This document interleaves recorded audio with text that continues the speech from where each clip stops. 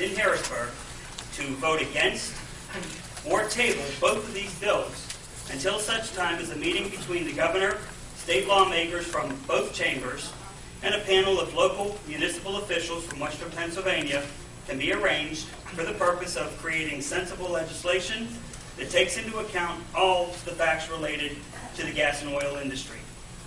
It's our belief that lawmakers in Harrisburg are creating legislation without properly balancing the needs of the industry with those of the communities that will be affected by such legislation. Preemption is not an option.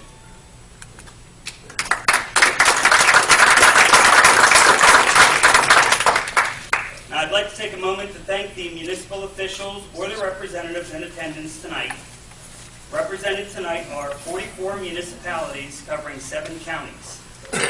We have officials from Cranberry Township in Butler County all the way to Green Township in Greene County. We also have municipal officials from the municipality of Murrysville in Westmoreland County all the way to the Ohio state line. These folks found this evening's topic of discussion important enough to their communities to be represented here tonight, so thank you for your attendance. Thank you as well to the state lawmakers who have sent staff this evening to hear our message. We understand you are in Harrisburg doing the state's business, but we do appreciate you having representation here this evening. Lastly, thank you to the public in attendance. You are the most affected by the proposed legislation, as you are the homeowners, business owners, and landowners who look to us at the local level to protect your health, safety, and welfare. It is you, your children, and your children's children who will have to live with whatever consequences arise from passage of this legislation. The way tonight's program will work is that we will have presentations from our panel members, and then we'll open the floor to questions and comments from municipal officials or their representatives that are in attendance. This evening's panel is a cross-section of municipalities in various stages of gas and oil development. Representing Peters Township, Washington County is Dave Ball. Representing Brady Township, Butler County is Phil Riggs. Representing Slippery Rock Township, Butler County is Rich Grossman. Representing South Fayette Township, Allegheny County is Lisa Malash. Representing the municipality of Murrysville, Westmoreland County is Jim Morrison. Representing Cecil Township, Washington County is Andy Schrader. And representing Robinson Township, Washington County is Brian Capola.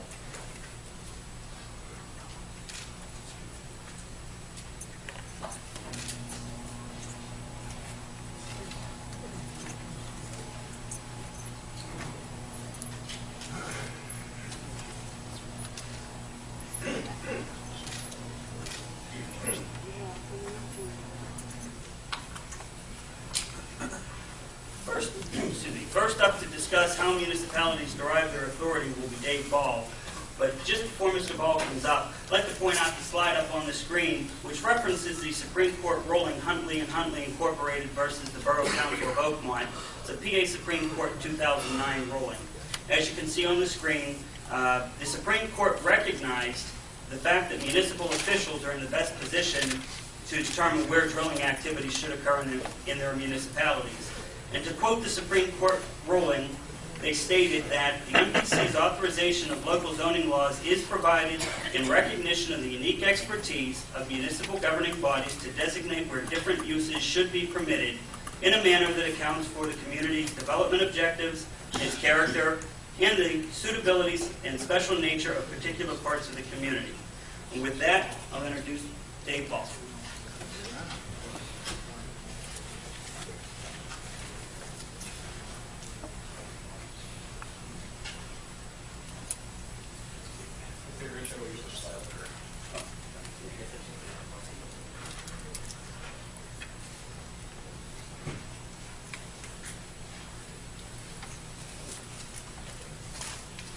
Okay, yeah.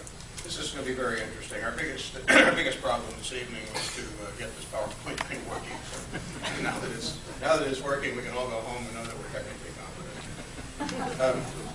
We're meeting here tonight to discuss the usurpation of local government. The usurpation of local government power by the state And I'm going to discuss exactly what that power is and how that power is delegated to the municipalities. As you can see by this slide, it said all government is local. It's a quote from, I believe, Tip O'Neill. But it's true. All government is local. The government, the Declaration of Independence says that as we hold all these truths to be self-evident, then it goes on to say that governments are instituted among men, deriving just powers from the consent of the governed. It's the governed that run the place, not the elected officials in Harrisburg or Washington or any place else. The Pennsylvania Constitution, Section 1, Article 2, says that all power is inherent in the people, and free governments are founded on the authority and instituted for their peace, safety, welfare, and happiness. So government at any level, whether it's a municipal government, the state government, or the federal government, derives all its power and all its authority from the people. Local government, in particular, is the most direct representative of the people. We live in the communities, we work in the communities, we understand the people in the communities, and we understand what the communities need. So we are best positioned, I think, to understand where this power comes from and how it should be applied. Now,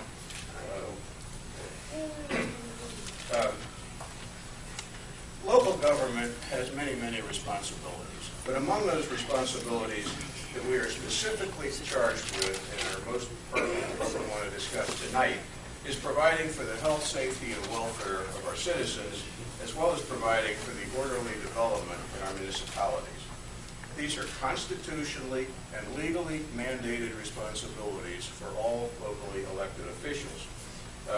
We take an oath every year when we are sworn into office to uphold the laws and the Constitution of the Commonwealth of Pennsylvania.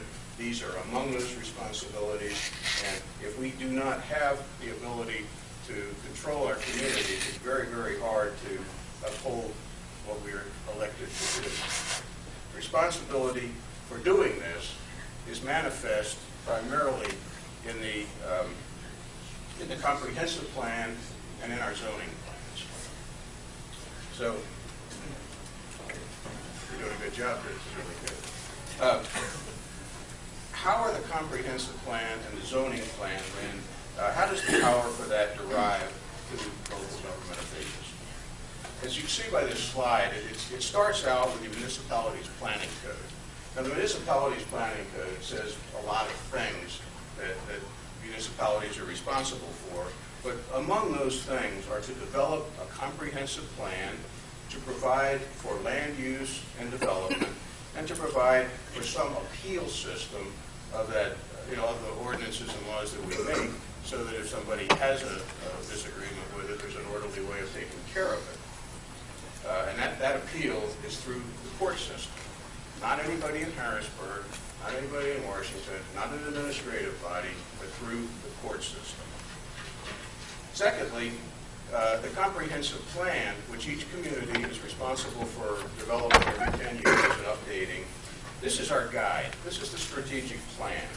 This decides community objectives for development. Also, it determines the location and the character that the development in our communities will assume. We have land, we have people that want to develop the land. It is our job as elected local officials to decide how that can best happen and how it can happen in a way that's fair to everybody and in the best interest of the community. To implement the objectives of the comprehensive plan, then we have our zoning ordinances. And the community is charged with developing these ordinances which enact the objectives of the comprehensive plan. Zoning ordinances should reflect the comprehensive plan and provide for the character of the community and the municipality that we live in, as well as the needs of the citizens both now and in the future. When there is a disagreement, and I know that none of you guys have had any disagreements in your communities about zoning issues. It's always a very easy thing to do. Boy, I wish that was true. But anyhow, occasionally there are some disagreements, and there is a very specific method for handling those, and that is through the the zoning hearing board and then into the court system. This is very specifically detailed in the municipalities planning committee. Just want to do that. And it is not, specifically not delegated to anybody in Harrisburg. It's not delegated to the executive branch, and it's not delegated to any administrative branch. That is a function of the zoning hearing board and the court system. If I may summarize that a little bit, the municipality planning code, the comprehensive plan, and the zoning ordinances, what do? Well, they do a whole lot of things, but they declare that the comprehensive plan and the zoning ordinances are purely local issues. Very clearly, these are delegated to municipal local officials. And they declare that local governments are best positioned to determine what is in the best interest of the citizens that live within their townships or municipalities. And then it specifically says that the state states that the appeal of zoning issues then is through the court system.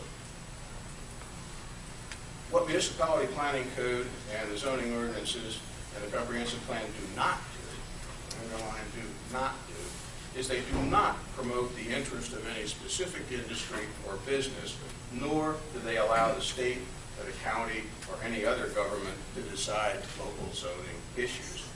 It is not the business of government to pick among businesses who is a winner, who is a loser, who has preference, who doesn't have preference.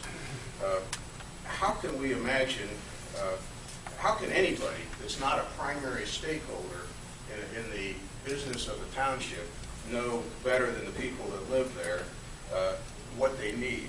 Not any special interest, and certainly not any career politicians. Why must the comprehensive plans and the zoning ordinances be local issues? We're going to discuss some of these things a little later, but in a brief summary manner, as we are all aware, each of our communities are different. Each of us have different concerns. Each of us have different demographics to deal with. Each of us are in different stages of development. So it's a very specific thing to each community. The concerns of our citizens are different. What people are interested in one place may or may not be what they're interested in another. There are varying conditions and circumstances that exist in a community. Some of us have very developed communities where our interest is more in terms of what type of second growth type development takes place. Others have very undeveloped communities where there's a lot of open space, and we need to be concerned with the issues attendant to how do we plan for the future development of things like commercial districts and multi-family housing and single-family housing as that land is developed. Obviously, with all of those different interests, a one-size-fits-all solution in legislation as is proposed by these two state laws is not an answer. It just simply is not an answer to what is best for each township. There are a lot of local government objections to the proposed oil and gas laws. There will be a specific discussion of how some of these provisions impact individual townships as we go through the evening here. But basically, you just keep a few things in mind. That this proposed legislation takes basic rights away from the citizens. The citizens elect us to do the job, and if they take away the right to control our own zoning and our own planning, we're taking away rights of citizens. And these rights are specifically delegated to us by state law. The state says, these are things you have to do, and we intend to do them. It delegates rights of local government, not to just the state legislature, but it takes them to the executive branch of the government. The separation of powers for a very good reason. That legislators legislate and executives execute. So, but this usurps that, and it completely ignores and has ignored the input of local governments. We have not really been consulted in this process, and it shows. What the result of what they have right now shows that nobody has talked to people in the local communities. And the bottom line of the whole thing is that it risks a very catastrophic damage to our local planning efforts and to the property values and the future directions of our communities. In summary, comprehensive plans and zoning issues are local issues. We, the municipal, locally elected municipal officials, demand that it remain so. It's the law, and the Supreme Court said so. Thank you.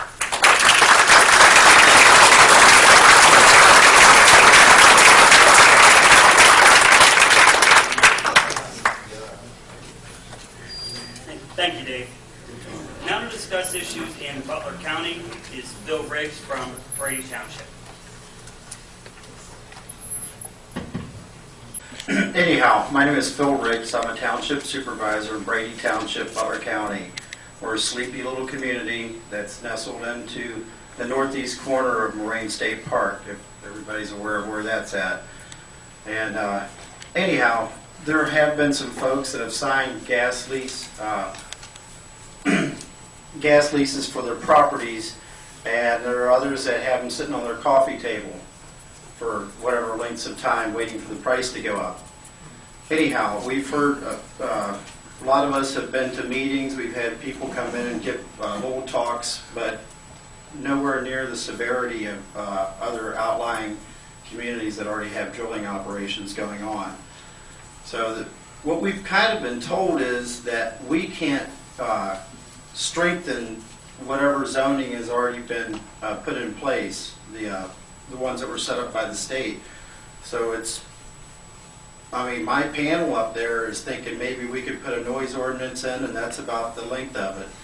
So one of the reasons I'm here is to listen to what other people have to say and to explain to you that we don't have any real comprehension or any plans of what to do when the circus comes to town.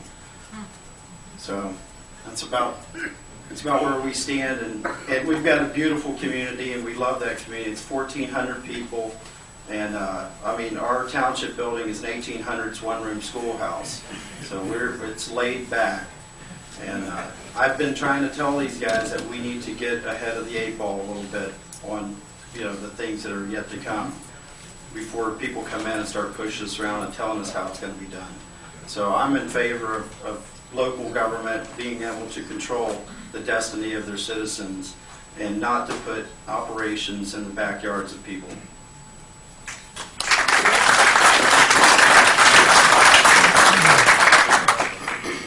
Thank you. Thank you, Phil. Planning, zoning, and land use are items that will be negatively impacted by any preemption language in these bills. Rich Grossman is a professional planner and is here representing Slippery Rock Township, and he'll discuss the impact of House Bill 1950 and Senate Bill 1100 on these areas. Good evening. As Mr. Ward mentioned, I'm a professional planning consultant. I was authorized to be here tonight by one of the municipalities that I provide services for, Slippery Rock Township, Butler County, which is a growing community in northwestern Butler County, home to a portion of Slippery Rock University, near neighbor actually to Brady Township. The community's been enjoying some growth lately because we're in the I-79 corridor.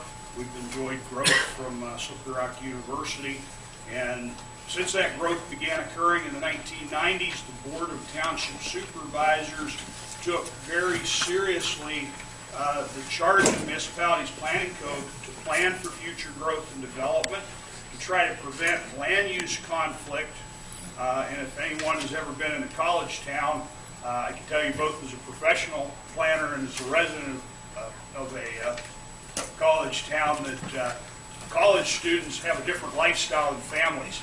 And some of the first land use conflicts we experienced were those of fraternities and sororities with year-round citizens. And as the township grew, due in part to the growth of Slippery Rock University, the township supervisors completed a comprehensive plan, prepared their first zoning ordinance, and I worked in that ordinance in the early 1990s. And one of the supervisors charged me that my task was to protect the small property owner. That the purpose of zoning, above all, is to protect the small property owner. And since that time, the community's grown. We've had rezonings, we've had conditional uses, we've even unfortunately been to court over zoning and planning issues. But the community's grown and dealt with its own affairs. At this point, as far as Marcellus Shale, we're very much in the beginning of the process. We've just received the first application for drilling in the township as a conditional use under current zoning. It's not been thus far a negative process for the township. They proposed to come into an agricultural area, well isolated. And the township's position on that is that they plan carefully for where in this unique community the development of oil and gas can occur, just as they plan carefully in their unique community where appropriate places are for fraternity houses, light and heavy industry, and commercial uses. And the township supervisors asked me to be here tonight not to speak specifically to any issue with oil and gas, but to raise the question that if the state legislature preempts the ability of a municipality to regulate this one industry, why not preempt the ability to regulate every industry? So if that happens, where other types of mineral extraction might occur. We've historically had both coal, limestone, and sand and gravel mined in the township. And those are appropriate industries in the appropriate place. If this is preempted, why not that? Why not preempt large-scale retail like Walmart? Why not preempt fraternity and sorority houses? And as a professional planner, I've worked with municipalities from Erie County down to Washington County and as far east as Huntington. And the one thing I've learned in that 23-year career is every municipality is different. The needs of Barkeyville Borough with less than 400 people in Venango County and only about a square mile and a half are very different from the needs of the county of Forest, where the entire county of Forest only has about 7,000 people, versus the needs of the city of Erie, where I've also done work. So it's really a concern not only, again, of if preemption starts with this, where does it end? But it's hamstringing the ability of people like myself as a professional planner to ensure that development fits in each community where it belongs. And having worked for 23 years with planning commissions and boards of supervisors, those people take that charge seriously. They read the municipality's planning code and they look seriously to try to prevent land use conflict, protect residents' property, which is a way to add value to property, and ensure that development of different types fits in the neighborhood. So that's why Slippery Rock Township opposes House Bill 1950 and Senate Bill 1100. That's why I do as a professional planner. Thank you.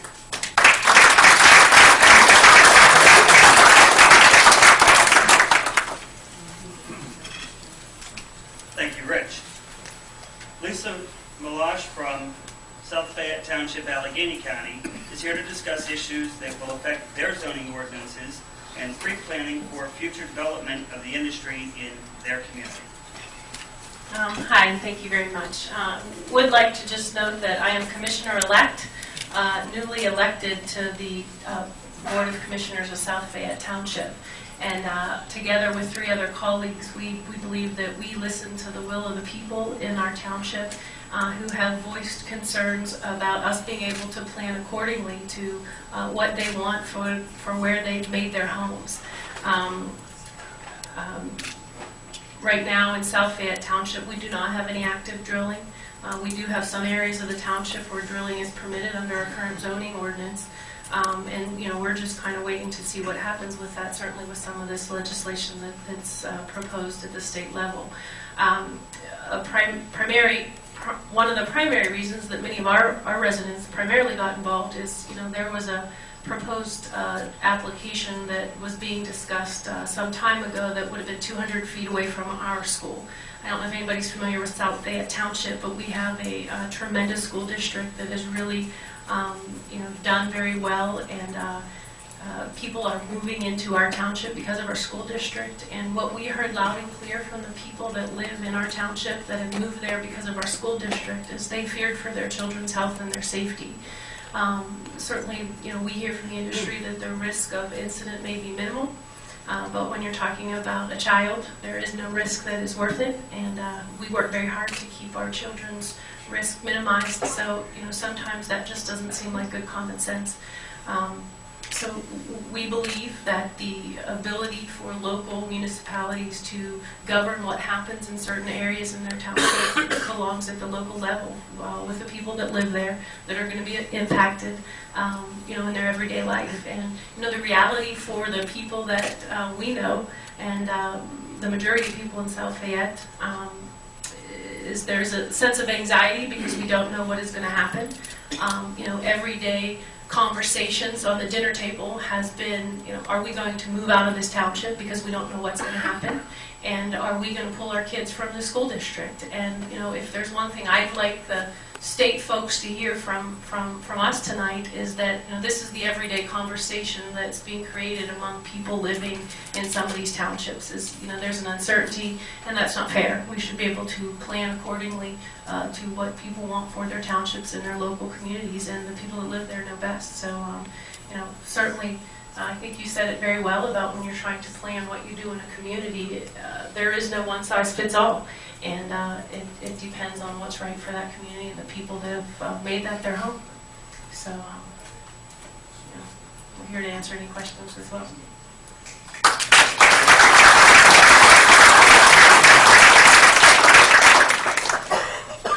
Thank you, Lisa. Also, before we move on to our next speaker, just notice behind me we had an addition to our panel, so I'd also like to welcome Mr. Doug Shills from Pittsburgh City Council as well.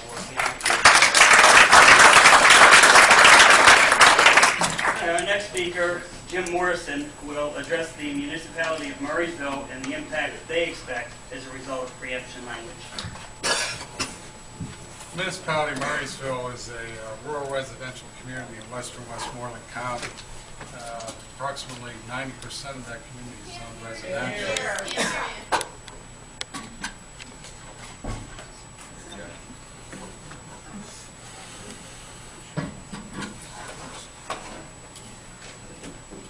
Well, that's what they say about us at our meetings, isn't it?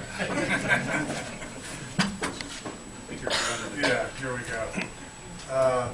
Begin again. The municipality of Murrysville is located in the western portion of Westmoreland County. About 90% of the community is zoned residential.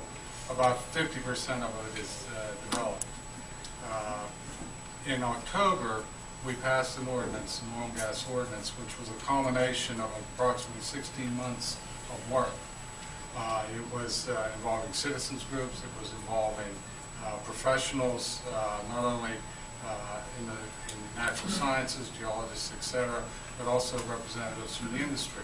We actively invited the industry to participate in the ordinance process. And we believe that we have developed a strong ordinance that protects the community, protects the interests of the property owners, and are proud of the efforts that we have done. In fact, we'd like to think that some of the stuff that ended up in the legislation as it affects operations with the oil and gas industry were out of our ordinance. Our issue, in particular, my interest, is not whether it's oil and gas. It's a land use issue. And it's land use that is vested in the right of the local government. As Dave, I think, very eloquently put. That is our concern. We went through a very democratic process, numerous public hearings, numerous public input sessions to develop an ordinance that we felt was fair, because we recognized what our obligation is under the Municipal Planning Code is basically we can't be exclusionary. We have to provide for uses in our community, and we provided for this use through a conditional use process in 34% of the area of our community. So we did the right thing.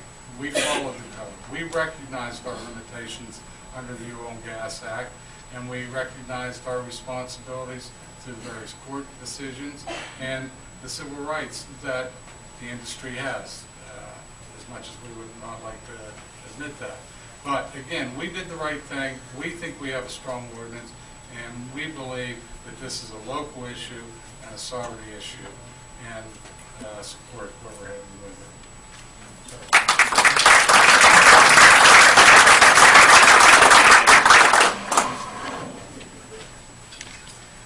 Thank you, Jim.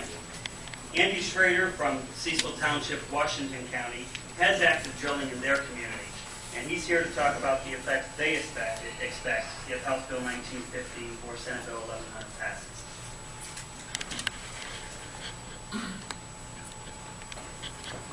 Hello, my name is Andy Schrader. I'm from Cecil Township. We agree with everything that's been being said tonight. It's been very eloquently put. I'd actually like to discuss. We have about 11,700 residents in our at the last census.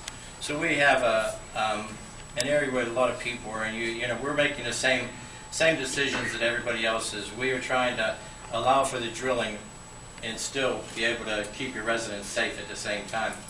There's several different situations. I think everybody that's a township supervisor has come up with a lot of these different situations that's come up. One of the ones that really rings hard with me is the fact of the seismic testing that they've done in the area also. Where I live on Rising Road and my neighbors right around me, the coal seam that's there for the mines underneath our property is at 1,020 feet above sea level. Well, that's 80 feet of coverage on my house. As you go further down the hillside, my next neighbor down goes to 32 feet of coverage. And then when you go to the neighbor below that, they get to about 10 or 12. So we went through the seismic testing ordinance, and we were very concerned about damage to the foundation of people's homes, their water wells, and in different areas where we have public utilities, gas, water, and sewage lines. We have in Cecil Township, 95% of the township is undermined. So when you have such a broad-based statewide ordinance that